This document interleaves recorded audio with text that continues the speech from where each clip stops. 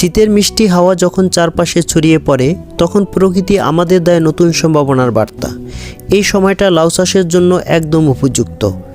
আপনার বাড়ির উঠোনে বা ফাঁকা জমিতে লাউ চাষ করে অল্প সময়ে কিভাবে আয় বাড়ানো যায় তা কি জানেন? শীতের স্নিগ্ধ পরশ আর সঠিক যত্নের ছোঁয়ায় লাউ হয়ে উঠতে পারে আপনার স্বপ্ন পূরণের সিঁড়ি। আজকের ভিডিওতে আমরা শিখব লাউ চাষের পুরো রহস্যময় জগৎ। বীজ থেকে শুরু করে চারা তৈরি, জমি প্রস্তুতকরণ, সঠিক পরিচর্যার আধুনিক ও কার্যকর উপায়, আর টিস্যু পেপার পদ্ধতির মাধ্যমে বীজ থেকে দ্রুত চারা তৈরি করার এক জাদুকরী কৌশলও দেখাবো, যা শীতের দিনগুলোতে কাজ করবে একদম ম্যাজিকের মতো।